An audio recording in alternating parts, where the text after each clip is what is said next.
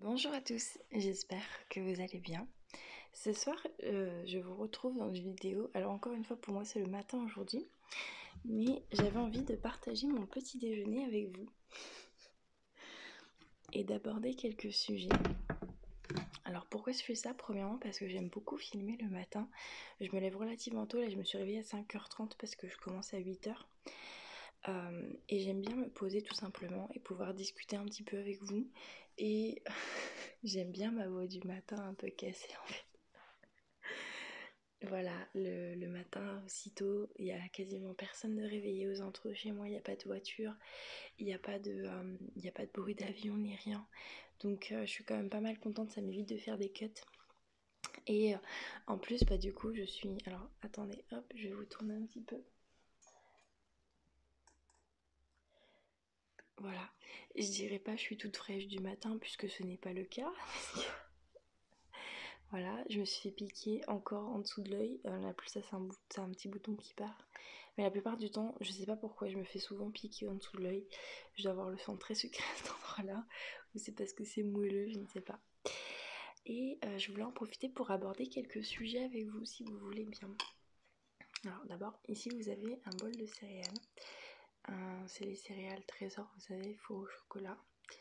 J'ai arrêté de boire du café au réveil le matin parce que j'ai remarqué que ça me faisait mal au ventre en fait. Alors je bois toujours beaucoup de café, mais du coup pas le matin, pas à jeun en fait. J'attends d'avoir déjà mangé quelque chose et d'avoir digéré cette chose. Et du coup la plupart du temps finalement le premier café de la journée que je me fais c'est au bureau. Donc voilà.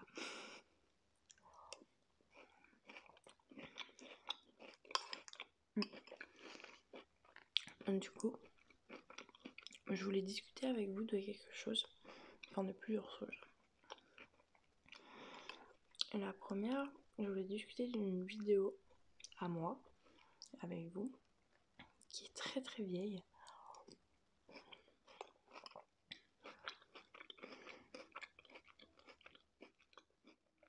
Qui date du début de ma chaîne, qui est la vidéo mes collections. Aujourd'hui, c'est la vidéo la plus vue sur ma chaîne. Ne me demandez pas pourquoi, parce que si on m'avait demandé, j'aurais pas parié sur celle-là.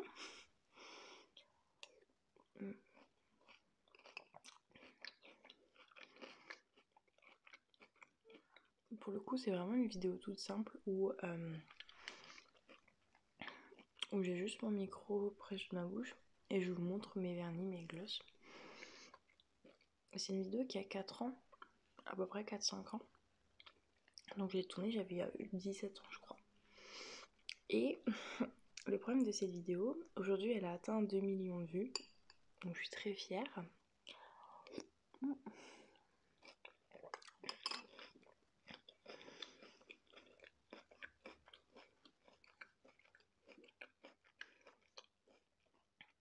Alors, n'ayez pas peur, hein, c'est mon chat. Mais du coup, le problème de cette vidéo, c'est que c'est autant une bénédiction d'un côté, puisqu'elle a quand même 2 millions de vues, je suis très fière. Mais c'est aussi une malédiction. Je vais vous expliquer pourquoi.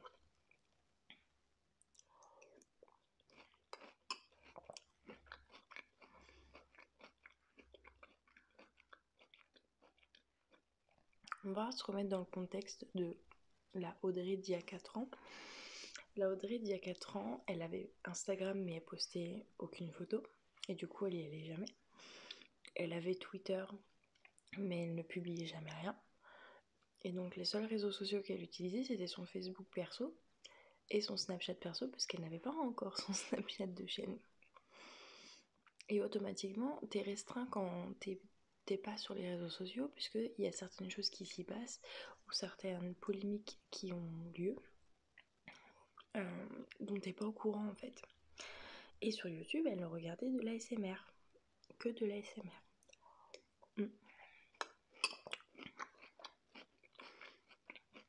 Et des vidéos drôles, voilà.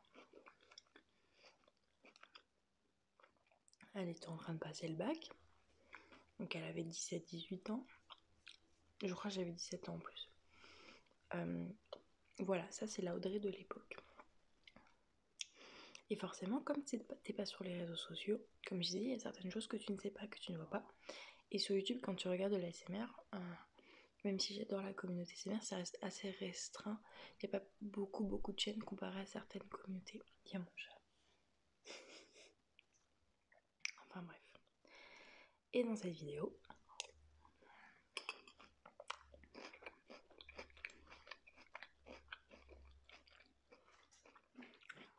dans la zone commentaire de cette vidéo, j'en prends plein la tronche. Un commentaire sur 2. Parce que j'ai eu le malheur de dire à l'époque que le vernis était fait pour les filles, que les glosses étaient faits pour les filles, et que c'est pas beau pour une fille d'avoir les ongles rongés, que il n'y a que les hommes qui ont les ongles courts. Enfin voilà, j'avais un discours en fait, je dirais pas qui correspondait à ce que je pensais à l'époque, mais qui correspondait à ce que je pensais vrai à l'époque. Parce que à l'époque j'étais pas assez sur les réseaux sociaux pour savoir que y a des hommes qui se maquillaient, qu'il y a des hommes qui avaient des ongles longs et qui faisaient du nail art. À cette époque là je connaissais pas tout ce qui était James Charles, Patrick Star je crois. Enfin bref, tous ces youtubeurs, tous ces influenceurs beauté hommes qui se sont démarqués par leur talent pour l'utilisation du maquillage et des produits féminins, enfin à la base dédiés aux femmes disons. Et à 17 ans, je savais pas en fait que ça existait des hommes qui aimaient se maquiller, que ça existait des hommes qui aimaient faire leur manucure. Et forcément, mon discours dans cette vidéo correspond à ce que alors, pas ce que je savais, mais plutôt à ce que je ne savais pas en fait, à cette époque-là, quand j'avais 17 ans.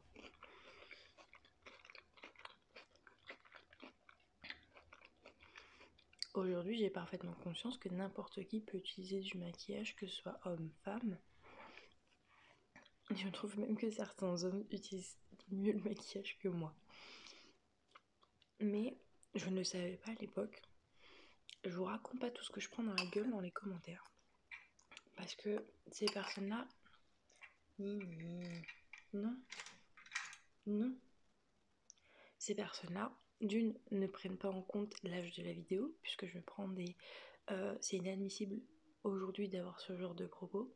Oui, mais la vidéo va date d'il y a 4 ans, donc s'il vous plaît, accordez-moi juste ça.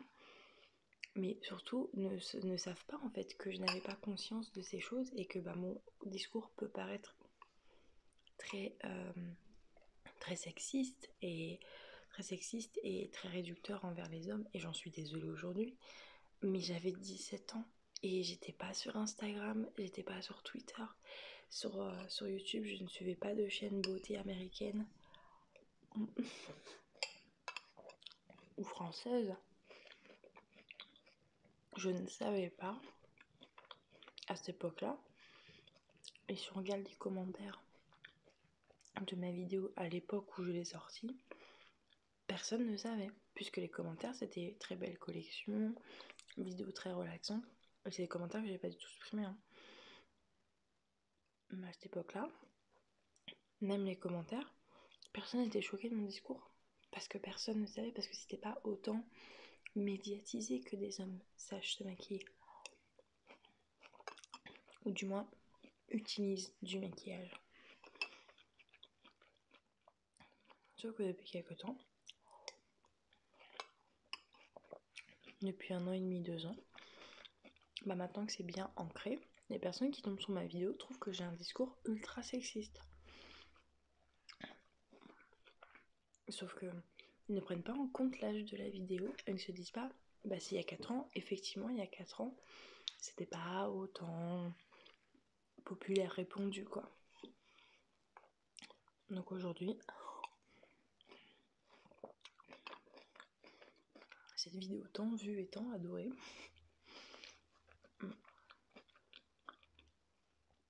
est la vidéo sur laquelle je reçois le plus de haine. Après, c'est forcément au prorata du nombre de vues. Cette vidéo, elle est très regardée. Voilà, je dirais pas c'est normal, mais il y a plus de probabilité pour que je reçoive de la haine. Mais pour le coup, je trouve que cette haine n'est pas justifiée. Parce qu'on va pas se mentir, il y a 4-5 ans, les personnes comme James Star, Jeffree Star, James Charles, pardon, Jeffree Star, enfin tous ces gros youtubeurs masculins américains qui utilisent du maquillage ou qui font justement de leur activité principale le test de maquillage ou les tutos make-up, c'était pas en France, c'était pas arrivé encore. C'était peut-être très populaire aux États-Unis, mais pas en France. En France, on a un décalage. Et en France, alors, il n'y a pas énormément de chaînes d'hommes qui se maquillent en France. Donc, c'est arrivé en France. Il y a, je pense, quelques chaînes qui se sont ouvertes. On n'en entend pas parler en fait. Et c'est ça que je reproche à certaines personnes.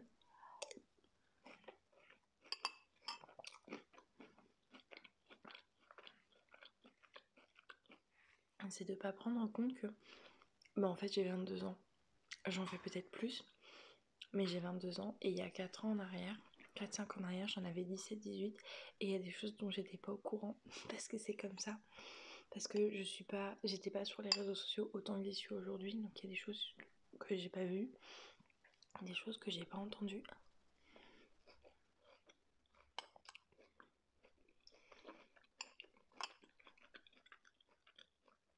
Alors c'est en aucun cas un coup de gueule.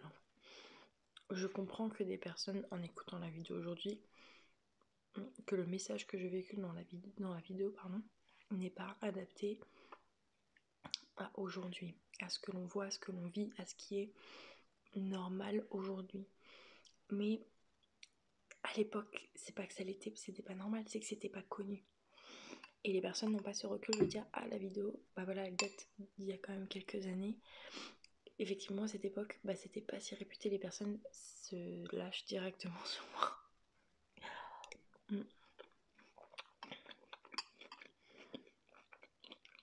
Après la vidéo restera, je la supprimerai pas. D'abord pour être honnête avec vous parce qu'elle me rapporte quand même pas mal d'argent par mois, sachant qu'elle a 2 millions de vues. Mais aussi parce que beaucoup d'entre vous l'aiment et je vais pas supprimer une vidéo parce que les commentaires que je reçois critiquent le message que j'ai véhiculé il y a 4 ans en arrière et qui n'est forcément pas du tout le message que je véhiculerai aujourd'hui si je devais refaire cette vidéo. Voilà.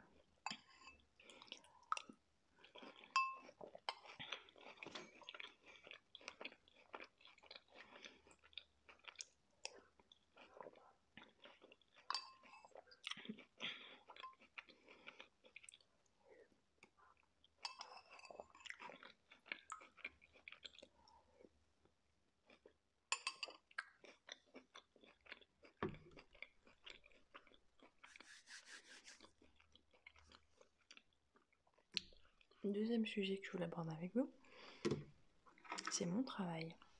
J'ai mangé des petites clémentines.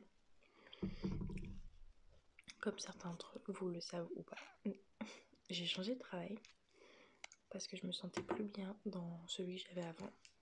Parce que c'était devenu de l'esclavage, très sincèrement, il n'y a pas d'autre mot. Et que j'étais tout le temps fatiguée, que j'étais tout le temps malade, que j'étais tout le temps déprimée, à faire des 9 heures par jour non-stop, sans avoir ne serait-ce qu'une pause pour manger, avoir des horaires en décalé. Je pense que ça m'a fatiguée, parce que j'ai fait ça pendant des années, vivre en décalé. Et aujourd'hui, ça me dérangeait pas, mais le problème c'est que ça me rendait triste, parce que je pouvais plus me concentrer sur ma chaîne, parce que j'étais tout le temps fatiguée en vrai. Faire des 9 heures dans la journée debout, à marcher, à se déplacer sans avoir une pause pour déjeuner, ça devenait vraiment compliqué. Donc, ne voyant pas d'amélioration, parce que je suis pas partie du jour au lendemain, une paillette. Bref. Ne voyant pas d'amélioration et ne voyant pas que mes responsables puissent faire quoi que ce soit, parce que malheureusement c'était comme ça. Ils avaient beau essayer, malheureusement ça n'a rien changé.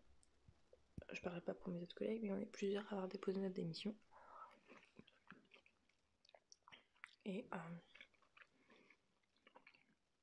j'ai décidé que j'allais commencer à regarder un petit peu ailleurs, voir ce qui se proposait, parce que je savais que je voulais pas commencer l'année 2020 dans ce boulot, Enfin, je voulais qu'à partir de 2020, j'ai un autre boulot.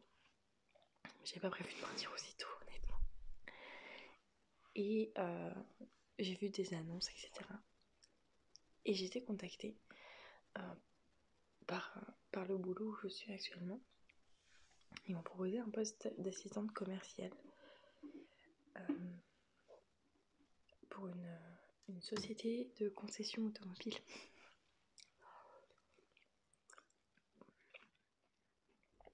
J'ai fait l'entretien, ça s'est super bien passé. J'étais rappelée, on m'a dit bah, si vous voulez toujours le poste, c'est à vous. Du coup, j'ai donné ma démission et j'ai demandé à être libérée au 1er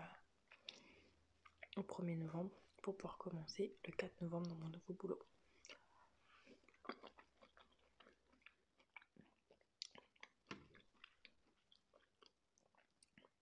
Voilà. Du coup, je suis assistante commerciale web. C'est important web parce qu'en fait, je suis pas en face des clients, je suis dans un open space. Et je fais ça sur. J'utilise ordinateur, téléphone, voilà. Et en fait, mon job consiste à gérer avec mes collègues les 19 concessions du groupe et les 7 marques qu'on représente. On représente Renault, Opel, Kia, Suzuki, Mitsubishi, Lotus, Hyundai. Ouais, c'est ça. Dans tout le 95 et on a une concession à Chambourcy. Et en fait, on est la cellule relation client, service commercial.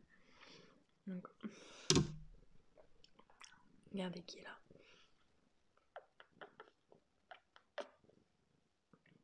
Donc les clients nous appellent pour prendre des rendez-vous pour les ateliers, ils nous expliquent ce qu'ont leur voiture et on les aide. Donc ça c'est un peu la cellule service SAV en fait, enfin, pas service après-vente mais relation client. Bonjour, ma voiture elle a un voyant, qu'est-ce que je peux faire? Bah écoutez, essayez de faire ça avec la voiture. Ça fonctionne pas, ah bon bah écoutez, on va prendre un rendez-vous à l'atelier mécanique. Donc voilà, où il y a des gens qui s'appellent bonjour, c'est l'heure de la révision de ma voiture et on fait la révision.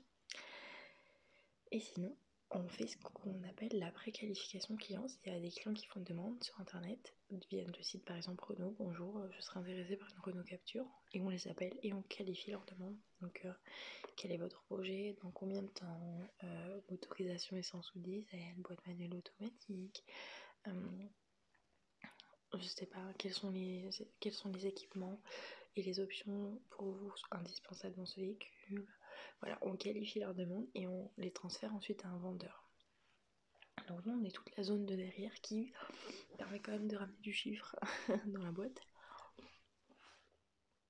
Parce que finalement, comment dire, on est une cellule, parce qu'on n'est pas un... Comment on appelle ça? On n'est pas une centrale, on est une cellule. On est implanté à Argenteuil dans le concessionnaire. Et en fait, tout simplement, on va... Comment dire? On va filtrer, on va faire en sorte que les appels pour des rendez-vous tombent pas à l'atelier mécanique parce que sinon ils perdent du temps. C'est nous qui allons être un support pour eux. Pour tout ce qui est vendeur, on va faire en sorte que le client passe d'abord par nous pour être sûr si oui ou non c'est un client fiable en fait. Si c'est quelqu'un qui veut acheter une voiture à crédit avec Renault mais qui a pas de contrat, qui est au chômage, on sait tout de suite lui dire que bah non, c'est pas possible en fait. Donc voilà, on est en fait le premier contact des clients, que ce soit service commercial ou service relation client pour tout ce qui est rendez-vous.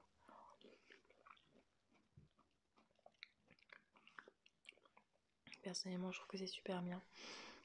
C'est un métier super enrichissant. C'est différent de pas être en relation directe avec le client. Parce que dans l'hôtellerie, j'ai eu l'habitude d'être en relation directe. Et je pense que c'est ce qui a plu à ma responsable, c'est que je savais déjà gérer le client en face. Donc gérer un client au téléphone, ça allait être beaucoup plus simple. Et c'est beaucoup plus simple pour moi.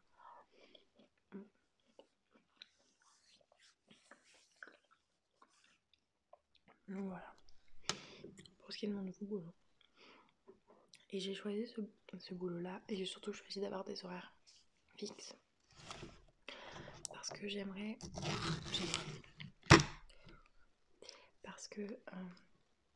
me concentrer plus sur ma chaîne et j'aimerais, je vais dire développer, mais c'est pas le bon terme, mais vous voyez ce que je veux dire, j'aimerais vraiment pouvoir passer plus de temps sur ma chaîne, faire plus de vidéos, être plus en contact avec vous, parce que les horaires décalés comme ça, même si en soi on pourrait penser que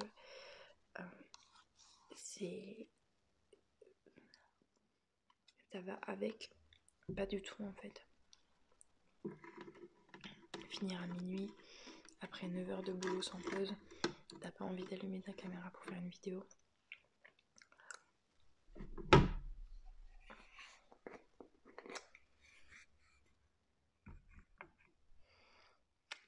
Quand tu commences à 6 heures du matin et que tu dois te lever à 4h30, quand tu rentres à 15h30 avec 9 heures de boulot d'affilée, sans pause, t'as pas envie d'allumer ta caméra. Et si t'as le malheur de faire une sieste, t'es KO jusqu'au lendemain. Donc ça devenait compliqué quand j'étais de repos en fait. Par exemple, si j'étais de repos samedi dimanche, je finissais le samedi à minuit. Donc déjà, ta journée de repos est déjà entamée en vrai. Mais bon, c'est pas grave. Je finissais le samedi à minuit. Je passais toute la journée KO. Mais KO, mais vous n'imaginez même pas. Le problème c'est que le dimanche, j'en profitais pour aller voir mes parents. Et je venais les voir dans la journée. Et quand je rentrais, c'était ménage, repassage. Et enfin, t'étais KO. Et puis le lendemain, tu savais que tu devais te lever à 4h30, donc tu te couchais pas tard. Donc t'évitais de prendre ta caméra. Donc le seul jour où je pouvais filmer, en fait, c'était le samedi, si j'étais pas trop fatiguée. Et si le lendemain, je devais pas me lever trop tôt pour aller voir mes parents. Voilà.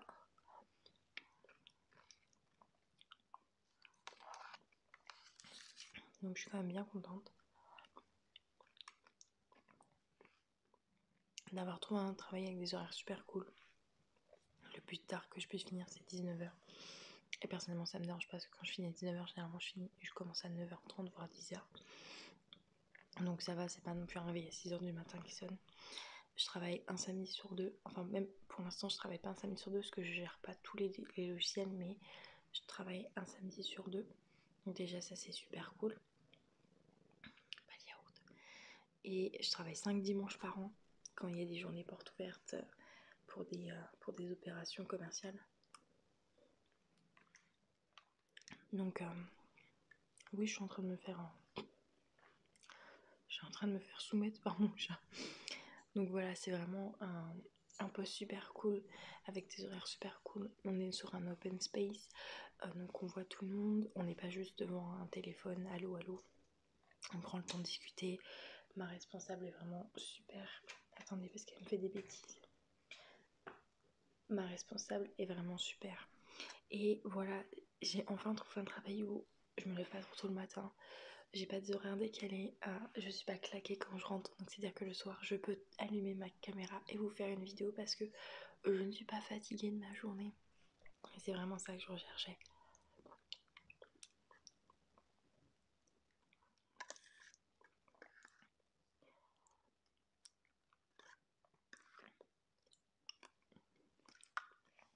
Parce que je voulais enfin pouvoir me concentrer sur ma chaîne. Et jusqu'à présent j'y arrivais pas. Malgré mes efforts j'y arrivais pas. Parce que j'étais fatiguée. Parce que ça allait se voir que j'étais pas à fond. Et d'ailleurs paradoxalement c'est ce qui est marrant, c'est que depuis que j'ai commencé mon nouveau boulot et que je vous publie des vidéos, et surtout sur les vidéos du calendrier de l'Avent, vous me dites waouh t'es radieuse, mais en fait c'est juste que je suis plus fatiguée. C'est juste que je suis plus fatiguée de mon travail. J'ai un travail qui ça demande quand même parfois de charbonner, mais je suis pas fatiguée à cause des horaires. Donc voilà.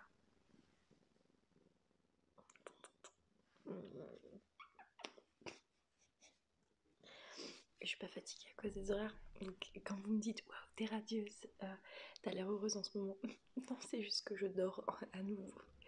Et même en me levant, Excusez-moi, j'ai un poil de chat. Même on me le voit à 5h30 du matin pour commencer à 8h. Vous voyez, je suis quand même en pleine forme, donc voilà. Et dernier sujet pendant que j'épluche ma clémentine que je voulais aborder avec vous. Alors, il y a quelques temps de ça, peut-être quelques mois, un mois ou deux, j'ai eu, alors pas un ennui, mais j'ai eu envie de tester de nouvelles choses sur YouTube. Complètement différent à l'ASMR. Et sur un côté, je me suis créé une deuxième chaîne qui n'est pas répertoriée, il n'y a personne qui est abonné dessus. Enfin voilà, vraiment une deuxième chaîne comme ça où je pourrais faire des vidéos pas en ASMR. Parce que, et je vous écoute aussi de ce côté-là, une fois, il y a quelques années, encore une fois, j'ai eu le malheur de poster une vidéo non ASMR sur ma chaîne ASMR. Et j'ai eu le droit à des Jean-Charles et à des Jacqueline me disant non mais c'est une chaîne ASMR en fait, donc tu publies pas de contenu pas ASMR. Ce qui m'a valu de m'engueuler avec les gens en leur faisant comprendre que jusqu'à preuve du contraire c'est ma chaîne et que si j'ai envie de mettre des pingouins qui se reproduisent sur ma chaîne, je mettrai des pingouins. C'est pas ce que j'avais mis, mais c'est un exemple trash. Si j'avais envie de mettre des pingouins en train de s'accoupler sur ma chaîne, il y avait personne qui pouvait m'en empêcher. Donc ça avait, je m'étais engueulée, je me souviens, avec ces personnes-là dans les commentaires et eux maintenaient genre non, c'est une chaîne ASMR, je vois pas pourquoi tu veux mettre du contenu autre qu'ASMR, on n'est pas là pour regarder d'autres vidéos que des vidéos ASMR. Enfin, j'en étais pris plein de tronches. Oui, c'était une belle époque il y a quelques années, ASMR.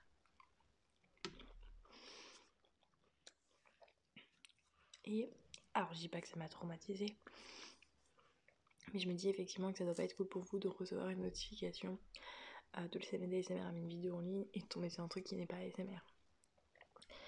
Et donc j'avais envie de créer une deuxième chaîne en fait, sur laquelle, dis donc, sur laquelle je proposerais un autre type de contenu. Alors non, me fait que le dos. Ça ne veut pas dire que je vais laisser tomber l'ASMR, pas du tout. Juste essayer de me diversifier et proposer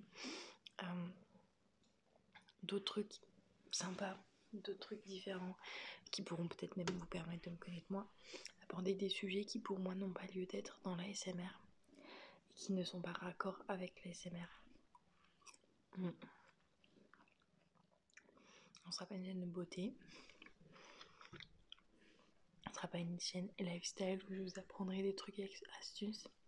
Ce serait une chaîne moi en fait, parce que beaucoup d'entre vous qui ne me connaissent pas s'étonnent des fois dans mes snaps quand je dis des trucs drôles, quand je vous raconte mes péripéties ou je vous raconte les choses qui m'arrivent. Mais en fait c'est que j'ai envie de partager plus avec vous de moi. Et moi c'est pas que l'ASMR, contre toute attente. Bonnie, tu veux bien bouger tes fesses? Donc cette chaîne existe, je n'ai rien posté, non, dessus. Parce que j'ai rien trouvé à poster pour le moment. Parce que je ne sais pas si je vais finir par poster quelque chose. J'aime bien mettre de côté l'option, avoir l'option de, pourquoi pas. Mais pour l'instant c'est pas un projet concrétisé, mais dites-moi en commentaire. Non.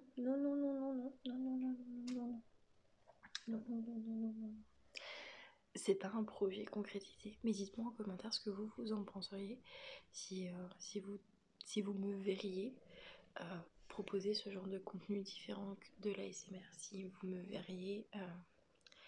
je suis en train de me faire soumettre par mon chat. Non. Si vous seriez intéressé pour me suivre sur une chaîne autre que ASMR, dites-moi tout simplement. Bon, les amis, c'est tout pour moi. Elle est pas très bonne cette clémentine, donc je vais pas la finir depuis une heure, je la mange, mais je ne la finirai pas. On vous fait de gros bisous. J'espère que cette vidéo vous aura plu. Mon chat vient de péter, ça pue sa mère. Désolée. Et ça pue.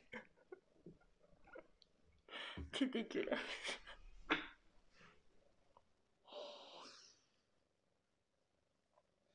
C'est dégueulasse. C'était pas prévu, voilà, je suis désolée. Non, non, tu pues du cul. Non, non. Oh mon dieu, ça pue. Bref, je vais vous laisser. Je vous souhaite une bonne journée. Je vous fais de gros bisous. Et merci d'avoir partagé ce petit déjeuner avec... Je suis désolée, je pleure. Merci d'avoir partagé ce déjeuner avec moi. Gros bisous.